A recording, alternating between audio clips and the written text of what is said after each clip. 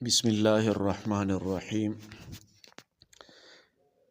قرآن پاک کے مشکل الفاظ اور وقف ہم کیسے کریں گے، چند ویڈیوز ہم نے بنائے ہیں۔ آج ہم 3 الفاظ اور بیان کریں گے، تو یہ ہم کس طرح ادا کریں گے یہ سیکھ لیں اور دوسروں تک پہنچائیں۔ اس سے پہلے آپ ہمارا چینل سبسکرائب کریں، جزاکم اللہ۔ تو شروع کریں گے۔ پہلا لفظ تتبعان۔ تتبع، عین کے اوپر مد ہے اور آخری لفظ نون آیا ہے، نون مشدد ہے، تو یہاں پر پہلا عین پر مد ادا کریں گے، پھر عین کو نون کے ساتھ ملائیں گے اور نون کے اوپر غنہ کریں گے۔ تو ہم کس طرح پڑھیں گے تو سیکھ لیں۔ تتبعان، دوبارہ سنیے، تتبعان۔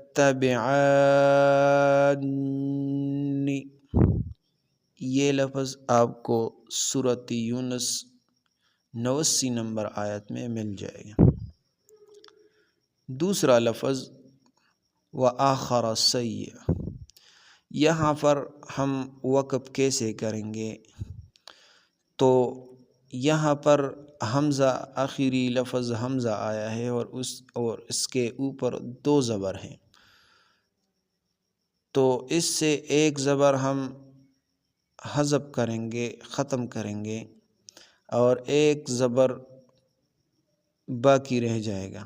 تو یہ یہاں پر جب ہم وقف کریں گے تو ایک الف کی مقدار ہم کھینچیں گے، اس طرح پڑھیں گے وآخر سیئا، وآخر سیئا، وآخر سیئا، اس طرح وقف کریں گے۔ یہ اگزامپل آپ کو سورۃ توبہ 102 نمبر آیت میں مل جائے گا۔ تیسرا لفظ اہل المدینۃ، یہاں پر وقف کی 3 علامتیں آئے ہیں۔ نمبر ایک علامت جو ہے اس کا مطلب ہے وقف منزل۔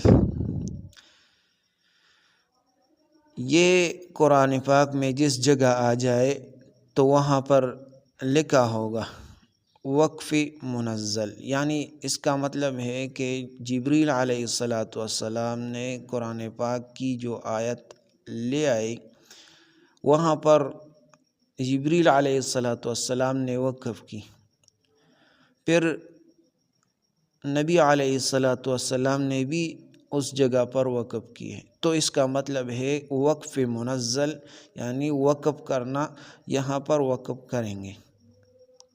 دوسری علامت ہے، یہ 3 ڈاٹ ہے، 3 نقطے ہیں، اس کا مطلب ہے یہ جب آ جائے تو یا اس سے پہلے یا بعد میں یہ 3 نشان اور آ جائیں گے، یعنی یہ 3 نقطے اور بھی آئیں گے۔ تو جہاں پر یہ آ جائے یا اس سے پہلے 3 نقطے آئیں گے یا بعد میں، تو ان دونوں میں ایک پر وقف کریں گے، یا اس پر یا اس سے پہلے یا بعد میں جو آئیں گے اس پر وقف کریں گے۔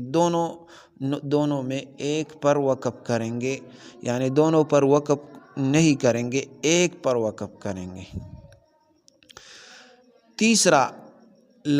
تیسرا علامت یہ قاف فا جو آیا ہے، اس کا مطلب ہے ٹھہر جاؤ، یعنی یہاں پر وقف کرو۔